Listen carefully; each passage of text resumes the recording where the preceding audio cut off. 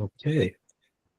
So this is the Technical Steering Committee meeting for the 18th of June 2025. As just discussing, we're not quite at quorum yet, but we'll continue the discussion without taking any votes. It's Alex, Nicholas, Johnny and Alex that sends their apologies.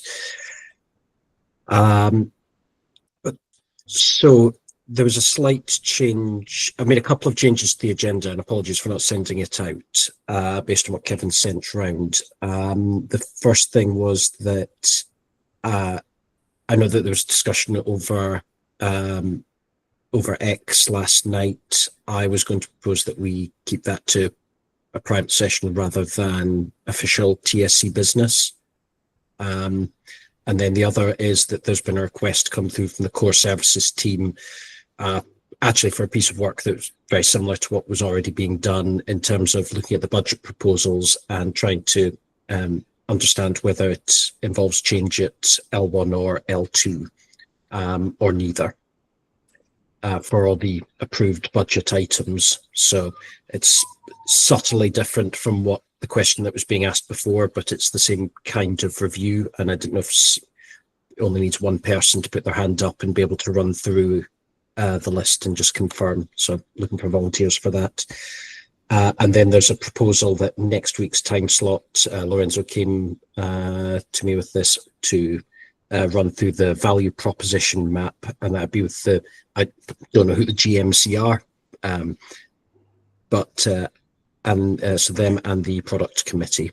So that was the amendments to the agenda. Yeah, is that the membership committee? Growth and marketing. Growth and marketing. Yeah, whenever you want, I can give some context about that. Whenever is the right time to check if you will be available.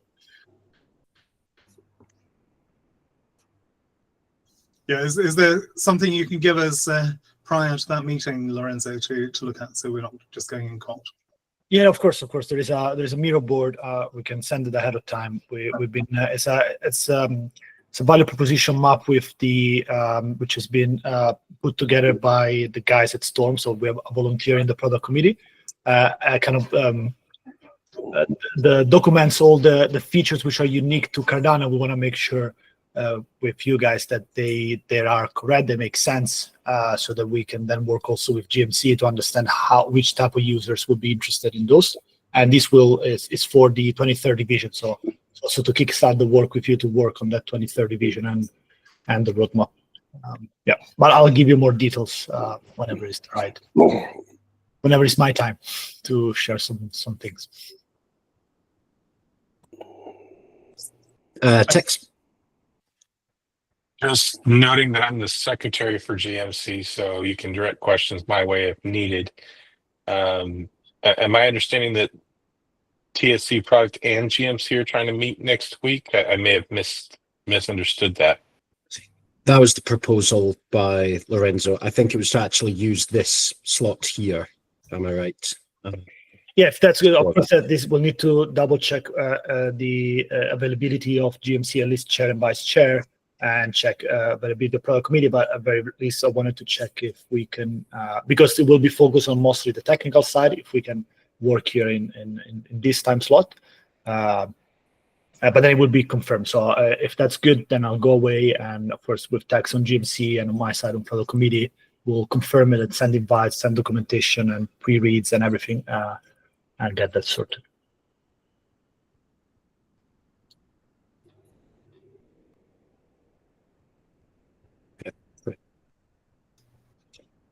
Okay, if no one else volunteers to go through the list of L1, L2 items, Duncan, I'm happy to pick that up, but also happy to defer to anyone else from this group.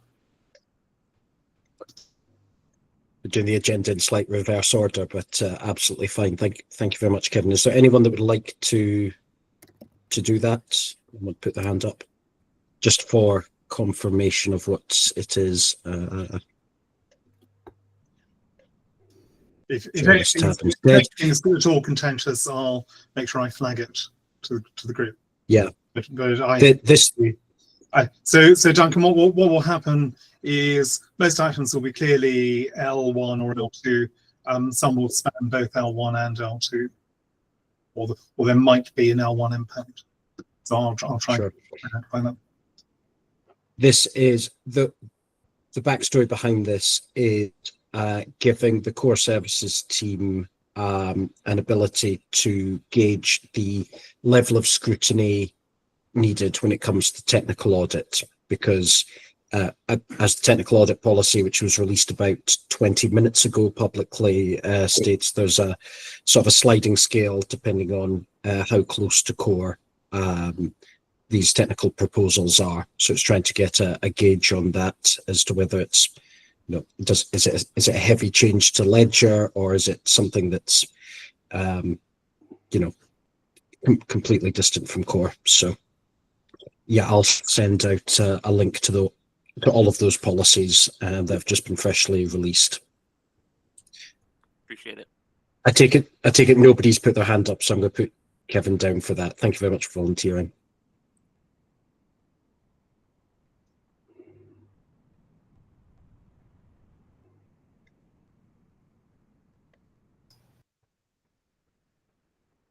And please let me know what the timescale is, Duncan, so I can change that. Sure.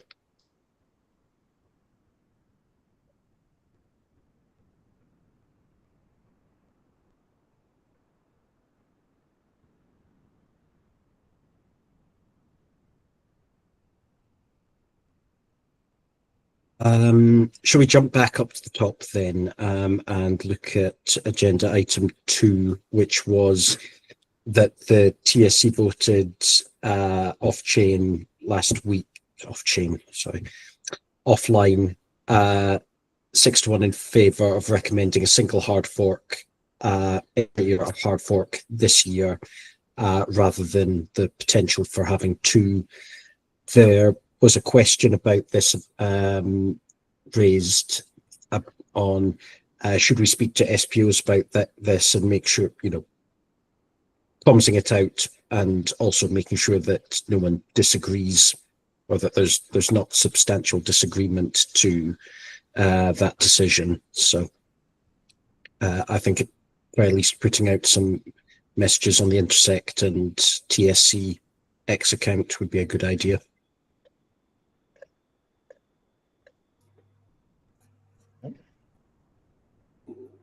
No objections to that, as far as I can tell.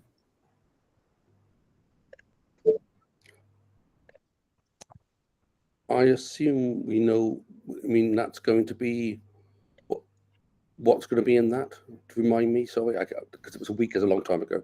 Yeah, so two things we're expecting, Neil. One so this is an intra-era hard fork, so it's not going to be a new ledger era, so it'll be relatively minor in scope. And the two things we're aware of are, one, are the ledger bug fix, which impacts a small amount of ADA, where the people concerned have indicated that they will be glad to have the funds unlocked in due course.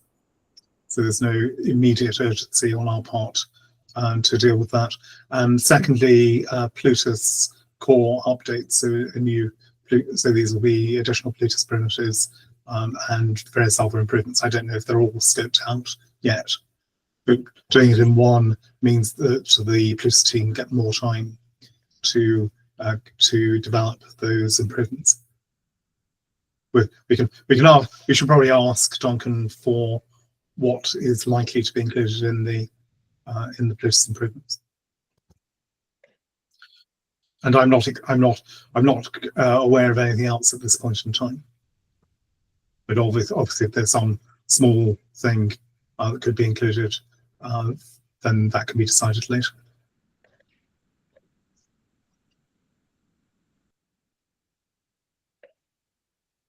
So if the decision is to go for one hard fork, or the recommendation is to go for one hard fork rather than two, then we don't need to be in a rush to set up a hard fork working group. What we'd expect is for the development to take place over the next probably 2 to 3 months. The bug fix is already available, I believe, but the Plutus development will take probably 2 to 3 months. and after that we can start to go into release cycle, readiness cycle for the hard fork, etc., with the expectation that we would hard fork before the end of 25.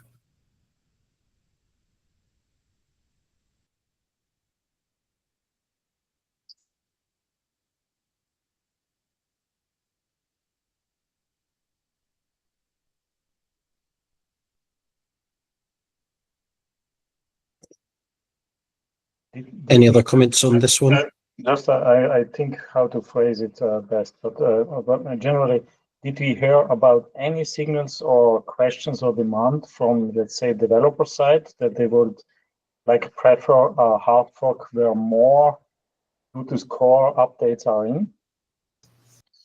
So the Bluetooth team is comfortable with what's being proposed, Marcus. So they're not saying if you delay it longer, you'll get even more content. This is clear. This is clear. So the Bluetooth team itself, yes, but from the developers. So like, is it there some demand? Like, I mean, we had it in the past, something similar. I don't remember exactly how it was, but it was someone that says, why not include this or delay it for another month and include also this functionality?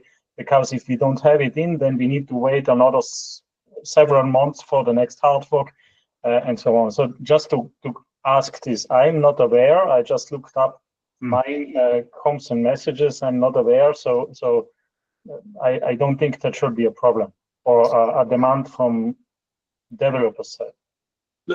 So if we have a way to raise, so you're talking here about DApp developers specifically. So if we have a way to raise the awareness and indicate to the community that now is the time for anything urgent to be raised, so the technical teams can consider including it in the next hard fork, that will be a good thing.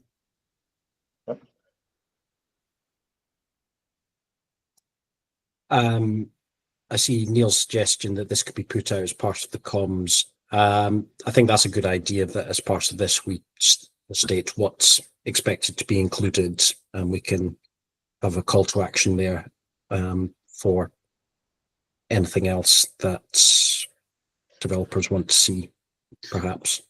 Yeah, and I think we should also probably give the product committee a heads up, just so they're aware of this.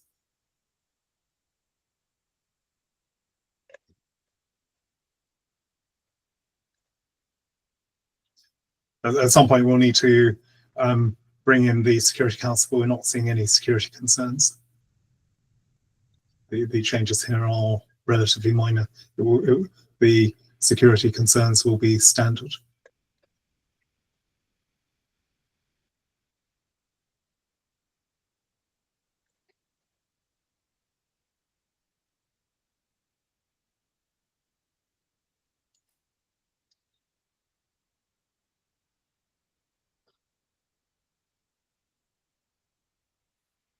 Okay.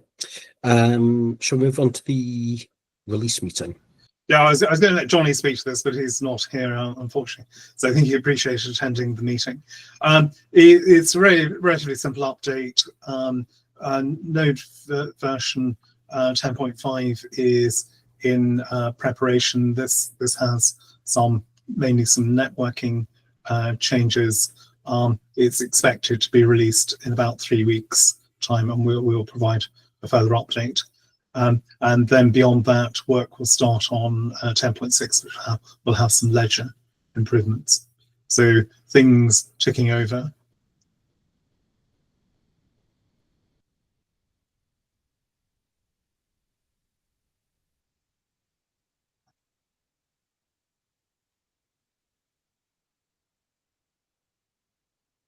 And then the team, as Duncan said, did ask about the outcome of the discussion on the hard fork. So we discussed that, and they appreciate the technical leadership and direction.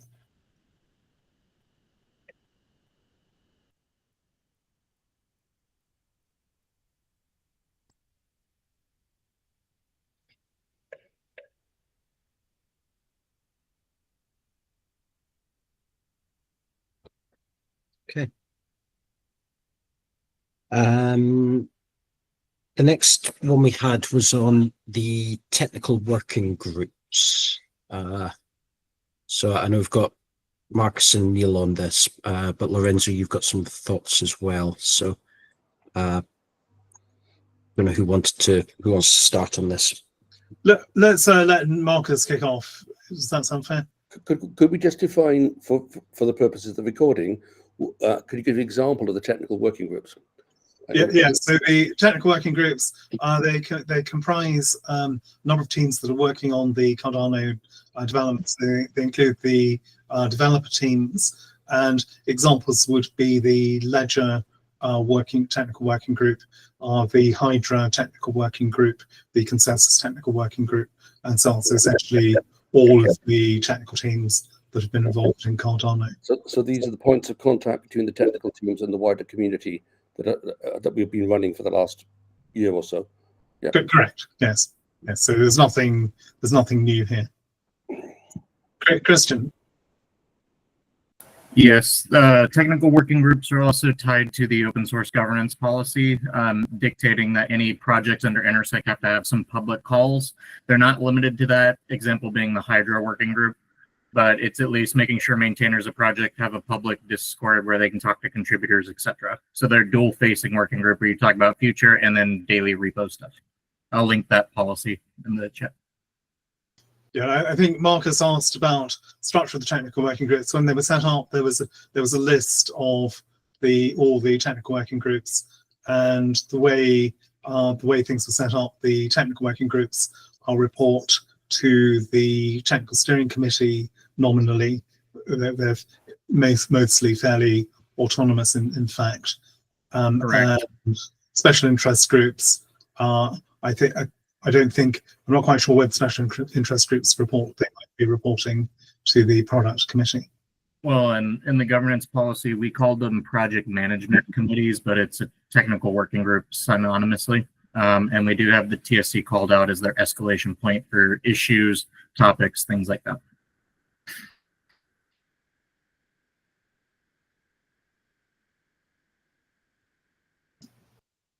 Terence, if you want to jump in, I will then add my points. I'm just highlighting the position I've overseen basically since I've been here, which is the groups structure. So technical working groups have always had, again, as discussed, a little bit more towards the autonomy side of thing. But there would be the expectation that if there have not been clear reports coming back to the TSC, then I'm here to assist in terms of refining and kind of dropping the hammer on that structure to ensure that how it's supposed to work is how it works. So if there's an issue controlling the working groups to an extent, I'm here to help facilitate that as needed, is what I'm saying. Yeah, my main concerns or questions are not related to this one. That would be then if it turns out to have a certain setup or a certain meaning, then it may turn out that it will be indeed very useful to have a common standard and a structured reporting so that we don't have individual situations. And I talk here also cross committees. So not that this committee is this one and this one. And this does not only affect us as committee members, but also the general public understanding of people who try to watch and follow what is happening. Ideally, they have a common understanding and one system how things work, and not something different, for example, in a marketing committee other than the technical steering committee. What I also want to emphasize or to point out here in the beginning is that I don't want to say that any of these working groups did things wrong or bad or in a hidden way, consciously hidden way. But the situation where I'm coming from is that the technical steering committee is still looking for a proper remit, a proper one I identify as a meaningful one and an effective one, not just as a weekly meeting one where we permanently do more guessing what the remit is than actually knowing. And if we was told that the committee itself should be much more about just advising, so like more a debater club, then I really wonder how it is possible that working groups under the committee itself that are not elected, that are there because they are grown out of former IOG engineering groups for good reasons, and it is better to have it now some more public and some more open as it was before. But these groups then, how is it possible that these groups take simply decisions, while in the committee itself we are not, or we were questioned and sent back to drawing board and refused to have support on any decision or steering power or activities. This simply doesn't make any sense to me. I don't let me vote into a position where I have to put my public faith into something when others just sit there and do and take the decisions. So how? Please explain any sense to me here. Yeah. Tex, do you have the to hand, not for this call, but maybe as a follow-up, the policy on working groups and committees that we can use as a reference? We're not going to solve this in this call, but we could, at least if we get the official documentation together. Lorenzo had suggested that actually we book in a session with, as in one of our calls, we bring some of the leads of technical working groups into this call, and maybe that's something on a semi-regular basis, but at least in the initial one, we clarify what the TSC purpose is and agree ways of working. It's already posted. I've shared that link in the chat. Oh, sorry, there's too many things for me going on at once. So Yeah. it seems reasonable, Marcus, as a position that the TSC members should take an active role in the technical working groups, and I know the technical working groups themselves have always requested more community input, and so perhaps we should be taking the lead on that. But then, if there are decisions being taken, they should be reflected on for ratification by this group. I would think. That's entirely correct. Yeah. So particularly if there's significant decisions. Now I don't think the teams are acting well. Neil can speak to this, but the teams are not acting maliciously in this. They're doing what they think is right. They're pursuing the correct process. But obviously, this is still a transitional situation, so it's natural for the boundaries to be unclear at certain points. I mean, I can speak to them how the networking working group was working. Okay, that sounds like a lot of workings in that word. But basically, part of the real problem was getting community participation and in input. So basically, and where things were brought up, it was, we basically propagated them up the chain of command, which was at that time through IOG. But I think it would be very good if they were now propagated more openly, because I didn't see any action on the things we propagated up through the management process at that time. Okay, so if we can propagate them up, that would be great. Yeah, and in terms of reporting, Marcus, we were quite keen not to overdo the reporting. The working groups, the teams are reporting via Cardano updates, so I think we should be monitoring Cardano updates and maybe summarizing those for this group. But there is a responsibility here if we're concerned to pay attention to what's being said to us. And if the teams aren't updating via that route, then we can chase them to do so. I would say that because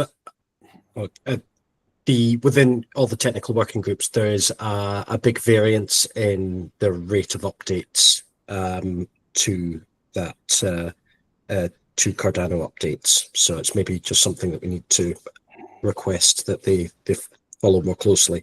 That said, most of them are pretty good with that.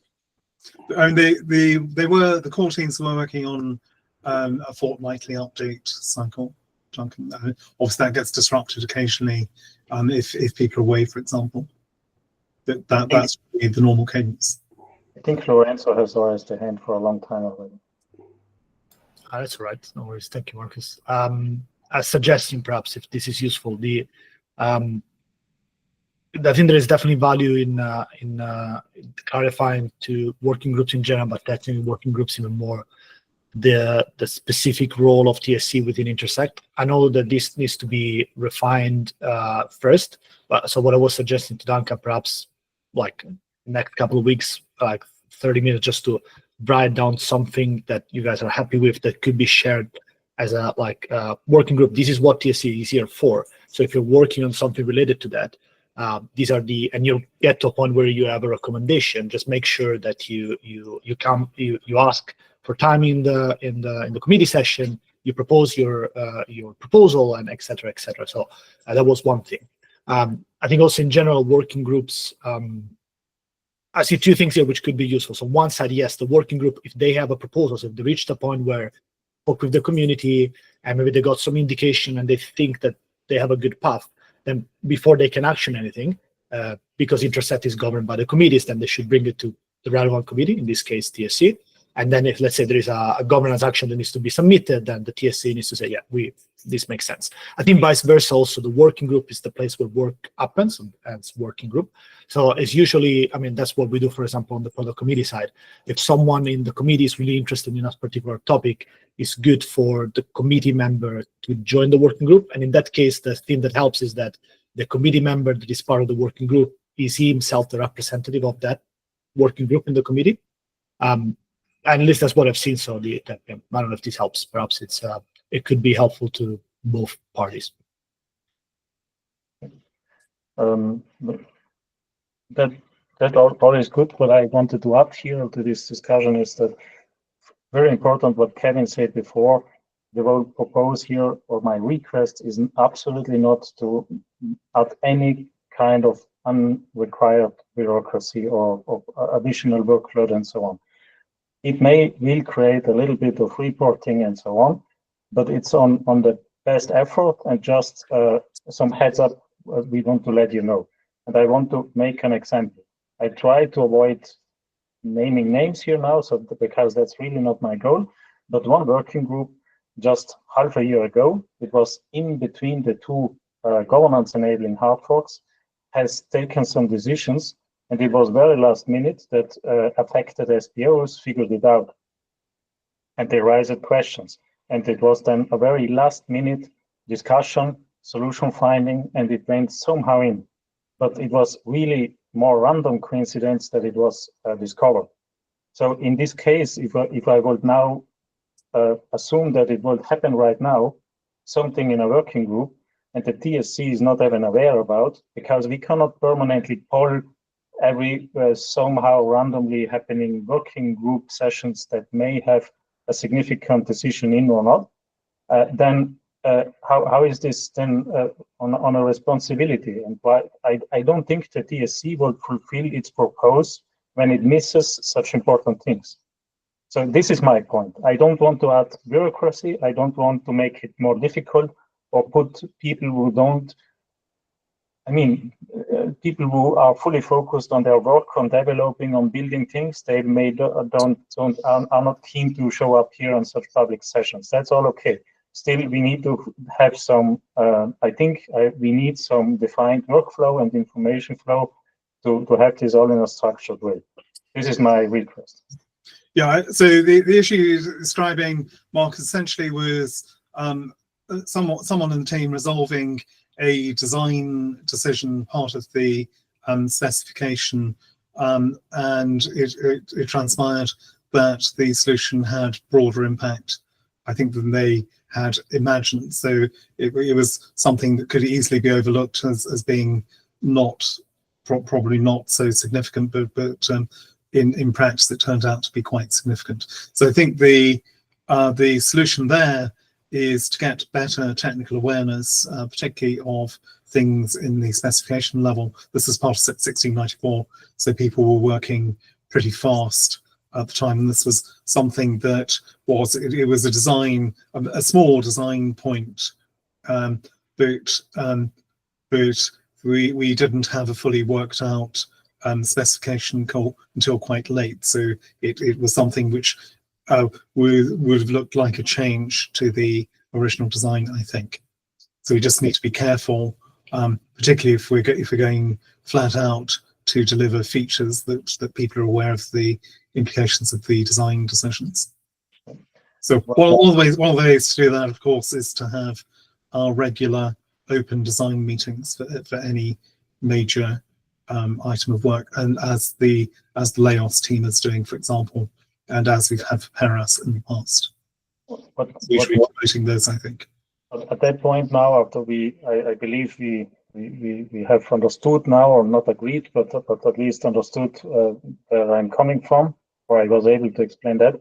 Now, let's zoom out a little bit on the general situation of the technical steering committee and its abilities. So on the Remit side and on the failed proposal from our side, which comes with a missing budget, this is significantly limiting, or at least dependent on the final Remit and the outcome of it, or capabilities to properly overview and help overview and understand different working groups, meanings, implications, and potential effects that they, from a working group perspective, cannot see or may miss. So a second eye overview is always good, but the second eye overview is not a free time voluntary weekly meeting that can cover such deep technical topics in an easy way.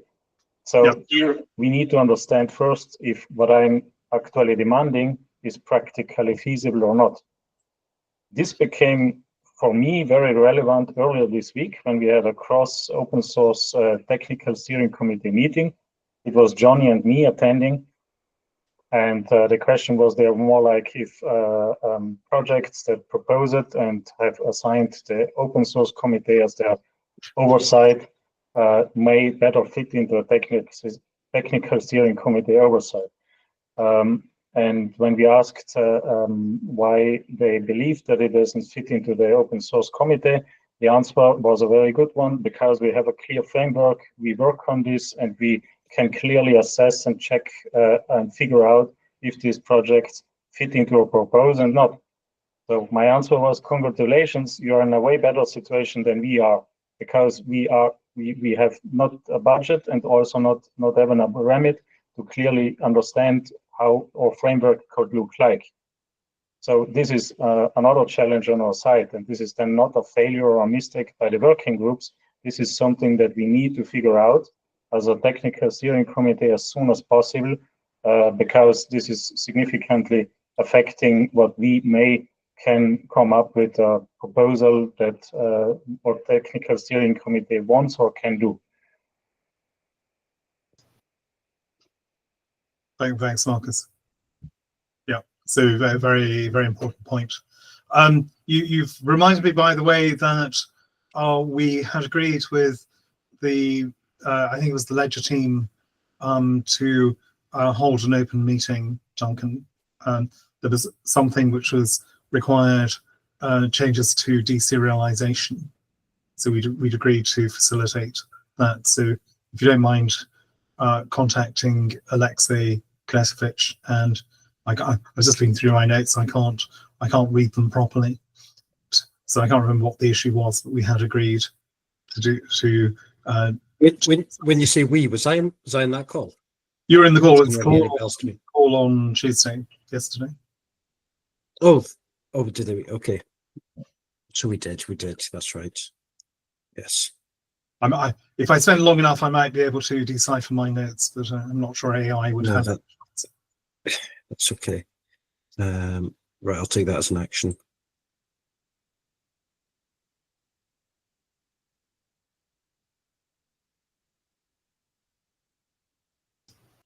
But something impacting deserialization obviously could be important to REST tool developers.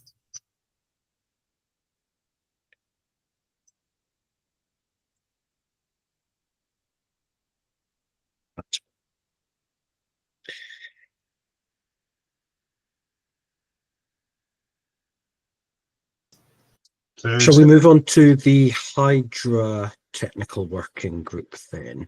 I was going to let Tex speak because he's. Oh, sorry, Tex. Yes, you did.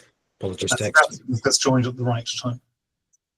Yeah, I'll be quick here, and unfortunately, things just get stacked up here. But I am aware that there is a project owner meeting that occurs, and if I understand correctly, that is still a meeting that is owned or held under IO. I think that's relatively interesting with us holding all of the working groups, that meeting is not owned under Intersect for some reason. So that's a possible risk to raise here to the TSC. I apologize for not raising it sooner. It was my understanding that when we previously did biweekly reporting last year on committee activity altogether, that there was also a biweekly culmination of the updates provided on Cardano updates. Pardon the same word. I don't know if that's still happening or not. Regardless of whether it is or it isn't, it's my understanding that Cardano updates is using a Docosaurus format and is linked to the PRs. So there may be an issue with adhering to the standards of how to submit a PR if updates are not consistent with any or all of the working groups, and that should be handled under the. We can assist in handling that under the OS governance policy. Last things I was going to say, just closing out some other topics as far as open source goes. I don't know that we have an official statement as of yet, but there has not been a formal request made to open source committee to conduct technical oversight of projects. I know that has to do with budget and administration and things like that, but there's been no clear request from Intersect, and so I would suggest that be cleared up. And if that was something that created this TSC OSC deliberation piece, then we just need to understand what Intersect's ask is as an administrator to both committees. I'm citing the voices of the committees, and I don't have additional information on that as of yet. And then the only other thing I was going to say, I don't know that these two mix together at all, but you're just mentioning deserialization, and there will be an upcoming decision coming to TSC as far as the porting or the forking, if you will, of the Cardano serialization library. So just something else to be aware of.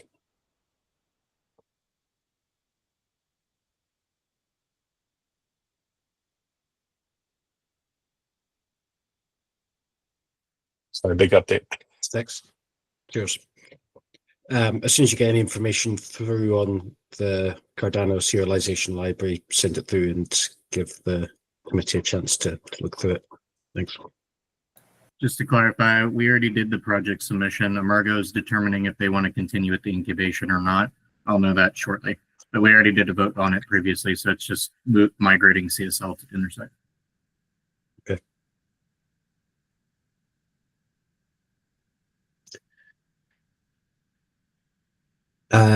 Welcome, Seb. Hello.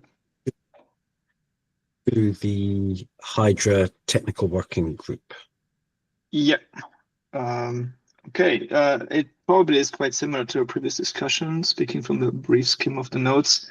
I have been also chairing the Hydra working group, which is one of these technical working groups kind of forming out of IO teams in the likes of wanting to be more open and also sharing interacting, interfacing with users and other similar developers in similar situations. And this is also the attendance we saw in the Hydra working group. We now and then had people working on similar variants or variations or derived works from Hydra, but also now over the last year emerging layer 2 ideas like Midgard and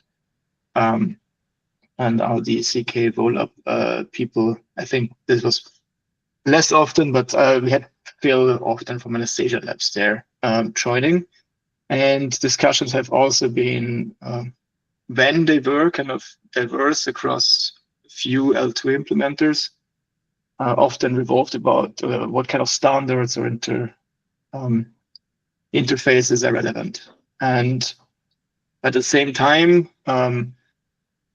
me being on the TSC now, it was exactly the same time slot. It's actually about right now happening. I'm also stepping down as a chair there, and have been looking for who would be running it or how would we run this going forward. And we had also less attendance coming in. At the same time, I think we have more and more projects being funded through one or the other way in the Cardano ecosystem. And I would even say that through Intersect, right? There is now L2 projects seeking for funding or getting funded.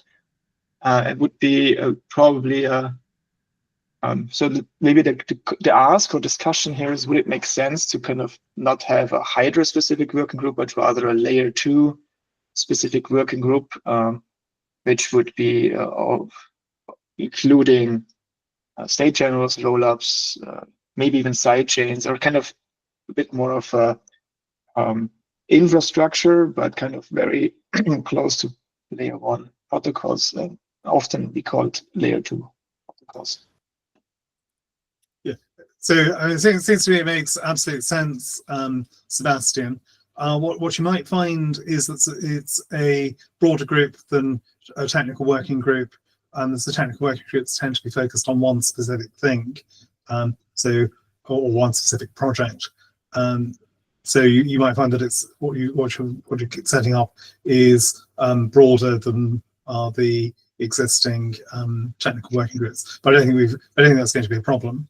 It's just you might find you end up creating this group and then needing to have focus groups for each of the things like Hydra, Midgard, etc., which are being developed. Yeah, I do understand that these projects have their own channels always and will always have, right? There is a Midgard Discord, whatever, or Starstream, whatever, if it is a L2, I'm not sure even, right? And yeah, so every project has their own way of kind of talking to the very close collaborators. And this is true also for Hydra, right? It's mostly implemented by IO people, and there is an IO Slack channel. But the Working Group was the idea to kind of have more other people involved also to disseminate infos, updates, or discuss common standards or maybe areas of collaboration, I would say. And yeah, so I think it's more like, isn't there also a wallets working group or something like that, which sounds quite similar, right? So it's kind of multiple wallets, and of course, each of them works a bit different and has different concerns. No, I'm not sure where the wallets working group reports, of course. But it officially reports into the TSC. Okay, so maybe we should pay some attention. I would take action to ask for an update on that. It has been a little while. Right. Okay. See how often they're meeting things. So Sebastian, I suppose we should put this to a vote. So Sebastian, yeah, I think maybe it's basically as it is a working group reporting to the TSC, and I think you just discussed how this should happen maybe in the future. Need to catch up. I would basically now maybe motion for a vote to kind of whether the TSC accepts or kind of is for maybe merging more initiatives here and not having a Hydra working group, instead a layer 2 working group. Duncan, do you have a Can point? I just ask? Yeah, I wanted a clarification then. So maybe I've got. So you're talking about actually shutting down the Hydra working group, but reinstating it as layer 2. So does that mean those that are in charge of running the Hydra working group will instead just continue on, but under the layer 2 name, as opposed to starting up something completely new? Yeah, I would basically vote for whether the Hydra working group should be migrated to a layer 2 working group. And at the same time, I need to find somebody who's running it. But as it is a broader focus, there will be broader interest maybe for it. And we can reuse the facilities, maybe the the entries here or there. The charter is probably very similar, and I could show this here briefly. The working group charter was quite open for Hydra, but because the context for me asking is that it's much easier to repurpose and rename and reskin a working group that already exists and has someone, has people looking after it than spinning something new up. So that's great. Maybe an alternative vote, if it doesn't pass, would be, should we shut down the Hydra working group, because it's just diminishing utility maybe. But I would just first vote for whether it makes sense to migrate to a layer 2 and see it, if that is helpful and useful to have these various non-layer 1 aspects, maybe have a forum to coordinate and discuss. So Alex is raising a question about the requirements for chairing the group. So I don't think there are formal requirements. I'm not aware of formal requirements for sharing working groups. And the practical requirements are that you need to be involved and to have sufficient technical knowledge of the area the technical working group is addressing. I think that's the effective requirement, Alex. Well, I attended L2's workshop during the Builder Fest. It was quite interesting. I'm curious to learn about the technology more. I didn't run Hydra or experiment with it explicitly, like for the moment, just being, with other things. But yeah, I'm curious about it. Yeah, so Tex is saying it's a lead rather than a chair.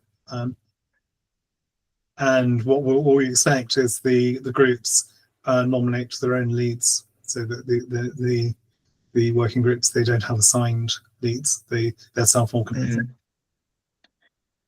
Yeah, I'm not sure if the Hydra working group was doing it like by protocol in that sense. I just linked the working group repository where meeting minutes are posted. It also holds the README with basically a charter. There was a membership list curated, but this got out of date since, and I'm not sure if I would recommend needing to have that up to date. So it basically depends a bit on what you discussed before, and like kind of what's purpose and what's the actual duties of the working group will be in terms of reporting, which kind of defines also what the duties of a chair would be, or the secretary appointed if there is one.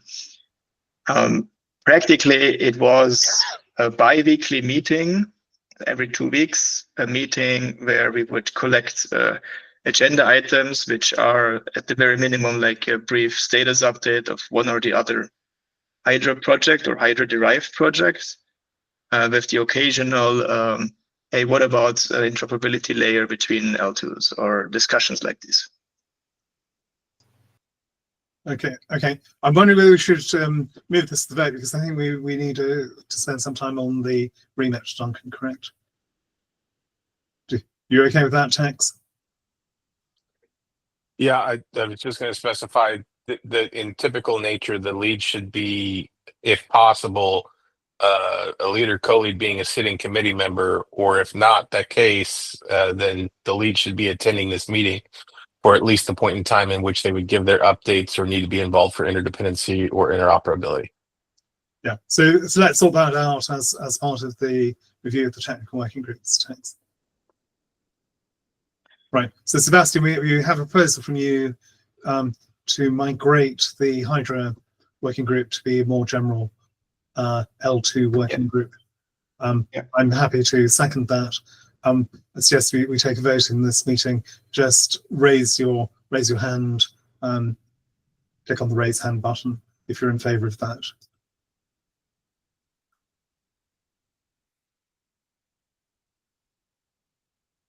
One, two, three, four. So that's 4 out of the 6 that are attending. So just to clarify, Ben, you've not voted in favor, and sorry, that was Marcus. Yeah, I'm missing somebody, aren't I? Marcus is also here, I guess. Oh yes, Marcus. So four The in motion, favour. the motion's carried. Yeah, 4 in favour. So the motion carries with 4 out of 6 anyway. So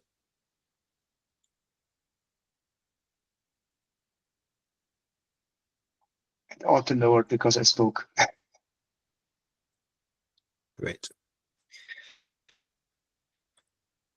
All right, so I will make sure to kind of follow up on this and initiate the migration, looking for potential candidate chairs or kind of kicking off the next instance and then doing kind of rescoping accordingly.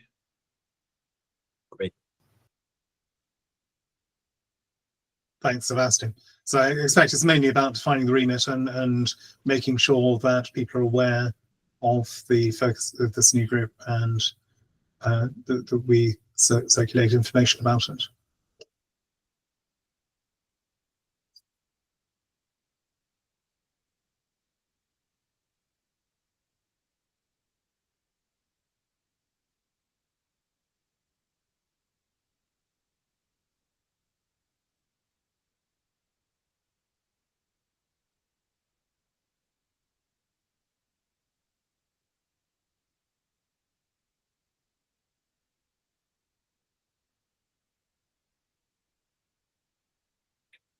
Okay. So we move on to final agenda item, which is the ongoing TSC remit. So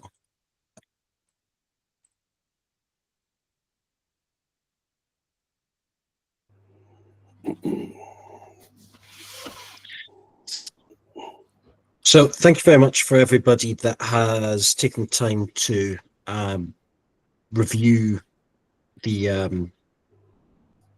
I'll call it a racing matrix, even though it's not quite. I think it's been fairly helpful for me anyway to be able to see our points of agreement and points of disagreement within the committee. It's what I was going to propose doing, and apologies, I've not had a chance to do it ahead of this call, is to collate all of these together into a broadly a shared position. So I'm going to say largely there's a lot of agreement across the board, particularly with things like hard fork coordination, security issues, for example, parameter changes, which is really good. Some of the things that are less so are around the roadmap creation, but I guess that is partly due to the fact that I'm aware Lorenzo's here, so if you any sort of clarity you can give. The roadmap process with the budget pivot change has significantly changed in how it practically operates. Well, it depends. From what you said, and sorry, go on. Should I reply now or? Yeah, go for it. No, yeah, jump in. Go for it. Sorry, I got also some connection problems, so I get a little bit of delay. So from product committee side, what we're doing is first step is to set this long-term vision, and the session I was mentioning earlier where we need TSC contribution, because from the technical side, and also growth and marketing from the marketing side.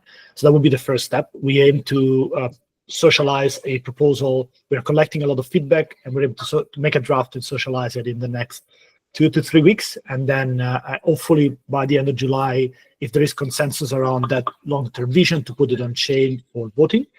And then in theory, the goal is that based on that, then we will start to draft a yearly roadmap, which again will be a proposal, so similar process, and the collaboration will be similar with product, TSC, and GMC and LSC. So we'll put this together, and then we can submit it on chain. I would say as simple as that. The main thing that was missing last year, there's agreement from product committee, that was this vision. We started with a budget first without a proper vision, a proper roadmap. So this time around, we're hoping to kind of get consensus from the community to have a vision that everyone kind of agrees on and drives, and then a roadmap. And then based on that, the budget could be informed by the roadmap. Yeah, that's in short.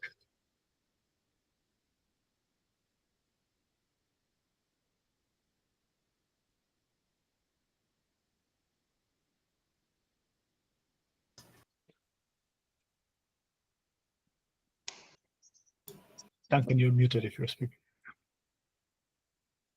More just say, I think Tex is next up with his hand up.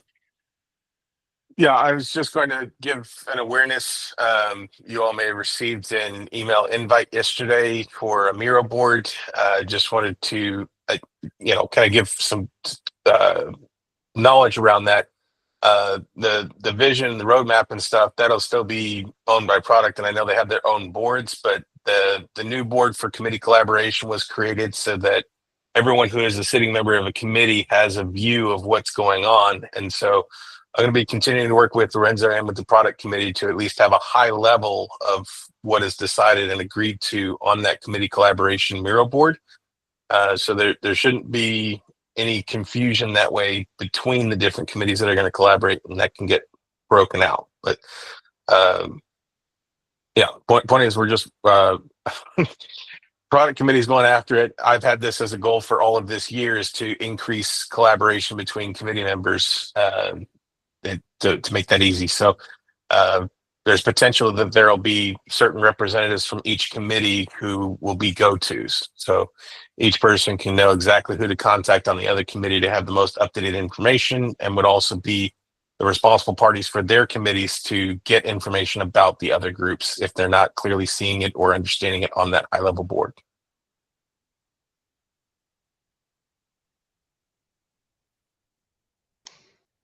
Thanks so much, Tex. That's really helpful. Marcus, do you want to jump in? As I was the next one, but I actually have now first a question. You mentioned that we should have received an invite. I quickly checked. I cannot see one, so let's see what this is. It doesn't need to be clarified right now. Also after the call, no problem. What I wanted to say is, Duncan, you presented just our inputs in the previous shared spreadsheet. I'm happy with what I have put in, but again here, this heavily and significantly depends on the surrounding context and the conditions we have. It doesn't make sense to aim here for many X's and direct responsibilities if it doesn't fit in, if it is not accepted in the surrounding context, if there is no budget, if there is no acceptance at all, then there is no need. It doesn't make sense to aim here for that much. And we rather just put a lot of A's for be advised, and then some people who are happy to sit here in weekly calls and wait for advice requests can do these things.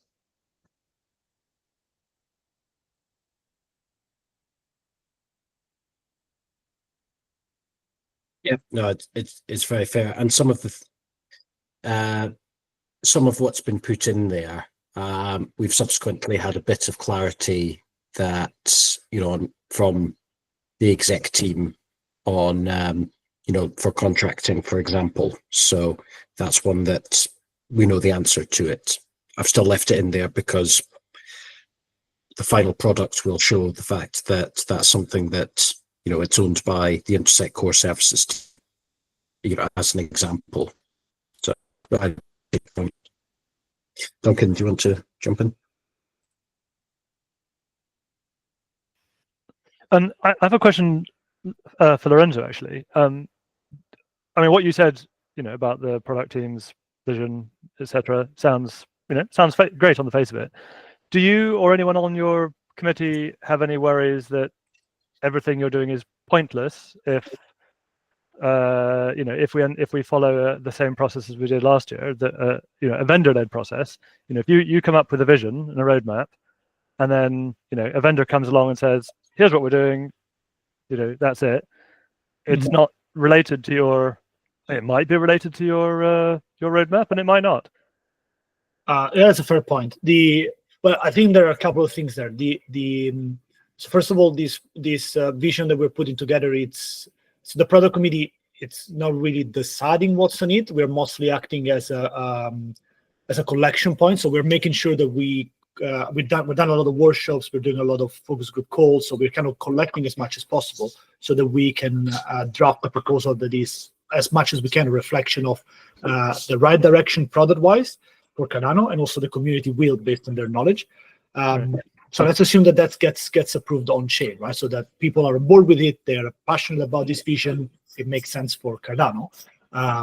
then it's up to, well, if they're really on board with this vision, I would assume, we assume that then when you think about a budget, then the community itself will not vote for any proposal that goes against that vision. So if we say, look, we need to go right, and the proposals say, no, we're going left, then the community will say, no, our vision, which we agreed on and we all like, says we need to go right.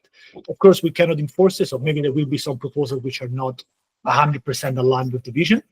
But yet, overall assumption is that if the community thinks it's a good vision and they vote for it, well, it would be weird if they go against it, basically. So we're putting it on everyone's back. So in a sense, what you're using is like social pressure by getting people to vote for what you have, by collecting what you think is the best representative of what people actually want, and then getting people to vote on it on chain, which is purely, informative. It's like an information, It's an info action or whatever. Yeah. But then the idea is, your hope rather, is that gets you kind of social buy-in, so that when vendors come along later and say, we're proposing blah, that you're hoping that it overlaps as much as possible with, what the roadmap calls for. There is a step after that. So in theory, after you got the vision, which is 5 years, so the vision is not super detailed when we stop. The vision mostly said, based on these data, that's where Cardano is most kind of strong about. Those are the competitive advantages. That's the session we'll have to go through next week. And then based on those, we say, okay, this is the vision, and that's why. Then every year, based on that vision, which of course needs to get updated because the things we'll need to define a detailed roadmap. So the roadmap is what do we think needs to happen this year, so we get closer to that vision. The product committee aims to do after the first vision is set is to take that and then with the other committees narrow it down to something that is actionable, right? And then same thing. So we first do a series of workshops to understand, okay, what should we do to get closer to that vision? Then we put together a proposal. We get feedback on that proposal and get as many, make it as easy as possible for people to contribute. Then we submit it on chain. If that's approved, then again, the assumption would be like, look, there is all these people that participated on this. You have plenty of time. It was approved on chain. So you might as well follow that. Then there might be, yes, social pressure might be an element of that, but mostly people had the time to work on it. But we'll see. This is the first time that we do it in this way. So we first need to see how the vision is. I like the idea of, getting people to endorse it on chain. That sounds like a good thing. Yeah, because at the end of the day, it's not product committee decision if we go left or we go right. The only thing that we can do is that there is expertise on the product side in there. So if the community wants to go left, we should go left and not have So if vendors come along and say we want to go right. What you're describing, Lorenzo, it's what I've said in the chat, is what you're describing as aspiration, right? The vision, yes. Well, for the roadmap as well. The roadmap is aspiration. This is what you would like to happen. But then there's the necessity to ensure that it does happen. And this is what Duncan is describing. Yeah, and wouldn't it be more direct to have a committee-led process where you come up with you collect the best your best version of what you think the community really wants, get that endorsed on chain with iteration with the TSC, and then in cooperation with the TSC or handing it over to the TSC, say now let's make the next year of that happen in a more direct way. That makes perfect sense. And maybe we should take a page out of your book and put that and propose that on chain. Maybe we should try that as well, incorporate that into our process. Yeah, but that does involve driving into a lot of detail, Duncan. You can't. The aspiration is one thing. You can have the aspiration. You can get a relatively simple explanation of that, but the actual delivery does take a lot of detailed discussion. We've not had that so far. I think it makes sense to have. I mean, we didn't get to look at the roadmap the product committee submitted for last year was very high level, and it wasn't how the should be done in the future when you have more time. But I hear your point, Duncan. So when we get to, and Kevin, when we get to the point of having a vision, so overall a direction we have to go towards as a committee, and then we need to look at what happens this year. There will be an element of aspiration, which is big, and then how do we make it actionable? I think in that case we'll either get it actionable by making it precise with TSC, or even more, we can start to kind of, by making it public, we can check like who would be able to do this and how would you do it. So then they go deeper in that way. I don't know, but that's something that is. So this is sounding very much like a request for quotes or a request for proposals. The process. I mean, what you're describing here is a refinement of aspirations into requirements, right? And then you go to the market to ask people to fulfill the requirements, right? Which is different. I mean, I'm just saying that this is, because otherwise, if we produce a set of requirements, and then we say, tell us what you want to do, what are we going to do if they don't? If we ask them to go left, they decided they want to go up. I just want to make it right. Are we then going to be saying, well, this doesn't meet our requirements, therefore we don't support it? I'm just trying to, right, we're just about to hit. We're about to hit the whole rotating fan with brown stuff problem again, and I'm just trying to work out how to. I think there is an element there so the product committee doesn't look at the delivery of this, right? Doesn't look at the distribution of funds, doesn't look at, so the only thing that we're trying to do is to coordinate a common direction. So once the community, so without a common direction, the community cannot make decisions on where to spend money. But we're not looking at like who's going to deliver it, how much money they're going to, that's not like, it's But not. you are interested in actually delivering that vision, and you would be disappointed, and you might find that, people feel the committee is pointless if but what actually happened was orthogonal to what you wanted. Yeah, but again, it's not what the product. So if members of the product committee wants to go right, but the community is telling them, look, or the data is saying, look, it's better to go left because it's a better market, is whatever, like all the data, then the responsibility of the product committee would be to follow the data, follow the direction, right? And then provide a proposal which is not based on their personal views, but is based, of course, there will be biases. That's how it is. But yeah, at the end of the day, let's assume that all the process goes well, which is if we need to see it. If we get a vision approved that says broadly we're going towards there, and then if that's the case, and we propose also a roadmap, and we say, look, for this year to get closer to the vision, we need to do these 5 things, broadly speaking, right? And that's approved as well. Then the assumption is that because that was defined by the community, that was approved by the community, it's likely that the community itself and the DREPs will push to make sure that whatever money is spent goes against the roadmap. But this is an assumption at the moment. Was never done it. We'll need to see. So it's at the moment that's where we are, and we need your help for that as well, because it's at the moment it's just like it's a plan. I'm gonna let Tex jump in, who's had his hand up patiently for a little while. Thanks. I'm just going to raise, for anyone who's been at the top of Willis Tower or anything similar, we're looking at 1 or 2 windows here instead of doing a full 360. So we although we might be starting to collaborate here, there's still other committees to collaborate with, which would include the budget committee. There's still budget retros that are going on. And at the end of the day, in terms of the guardrails of the ecosystem, any budget that Intersect might put forth is a Cardano budget. We don't have to have all of the right answers, and somebody else that wants to go left when we're going right, or vice versa, can submit their own Cardano budget. So this is just putting what's going to happen within Intersect committees, what the vision is for us to facilitate that. If people want to go against the grain, they have the opportunity to, but I'm trying to draw in all different perspectives here, because we're really looking through a seeing eyeglass here to see what we want to see right now is what I'm hearing in the conversation. So.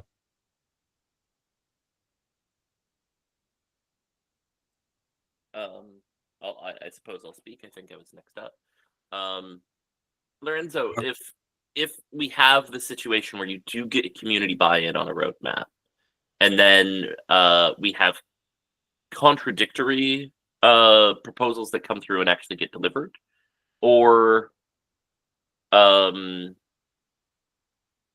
simply like large sections of the roadmap are broadly ignored because there's no initiative that matches those roadmaps that actually gets brought forward, doesn't that point to a breakdown in the process that you're trying to build?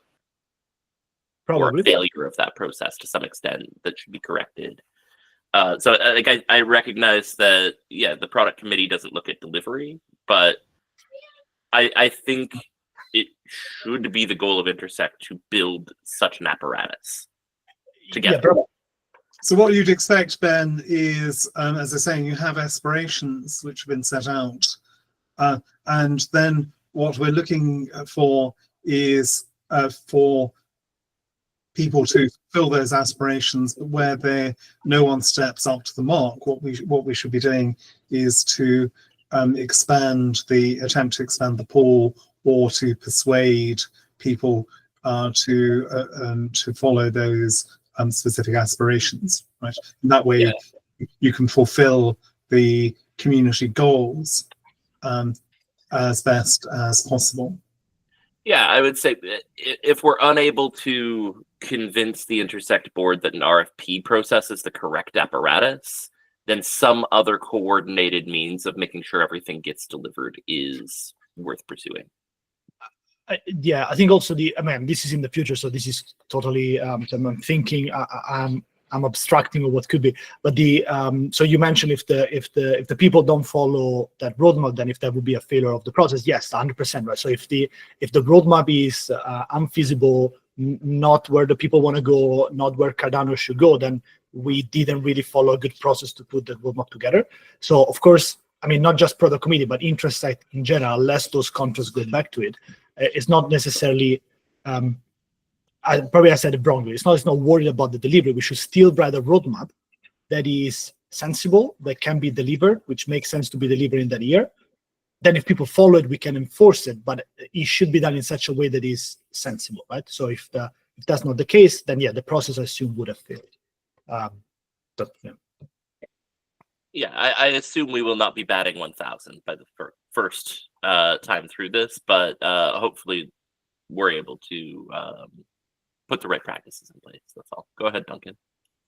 Duncan's. I mean, it seems to me the crucial question is whether or not we aim for a community and Intersect committee-led process, or whether we aim for a vendor-led process.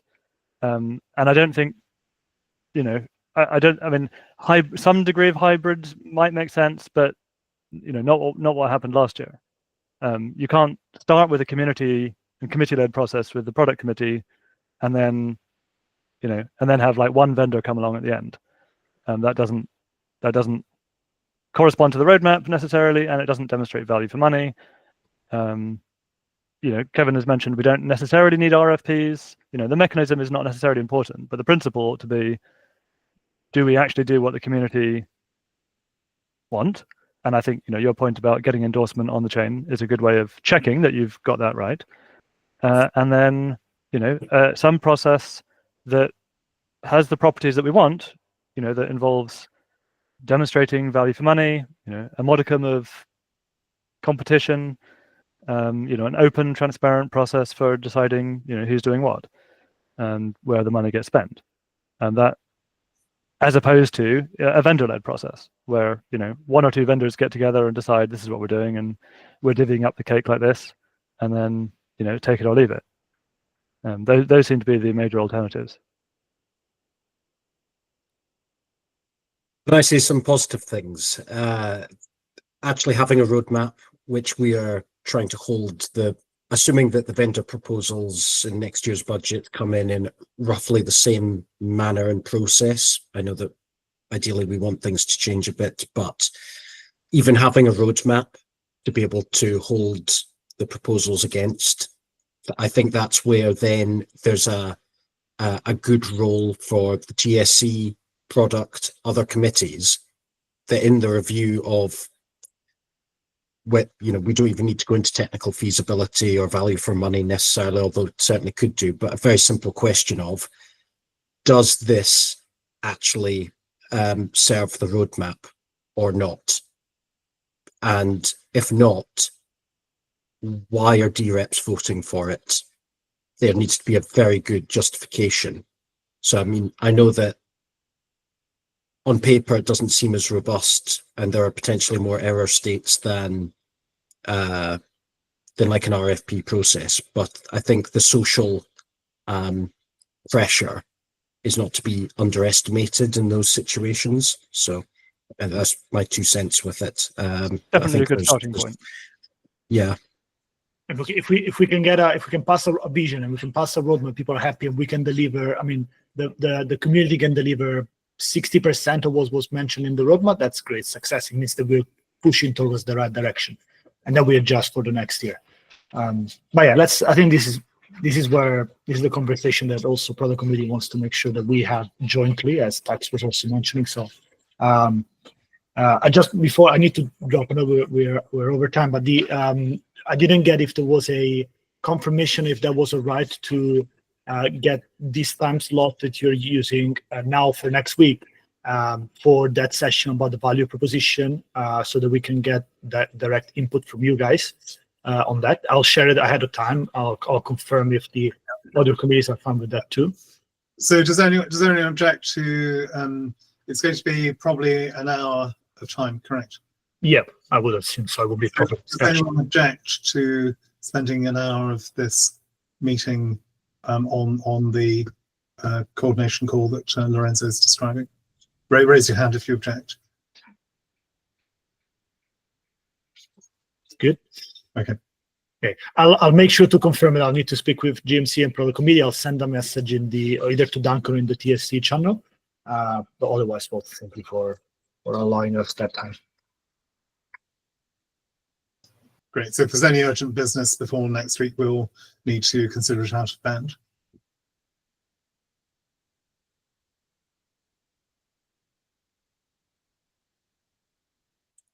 Great. Thanks, Lorenzo. Should we drop off to the closed session? I think we've got 1 or 2 issues to discuss there. Sure. Thank you very much, everyone. Thank you, everyone. Thanks, everyone. Thank you.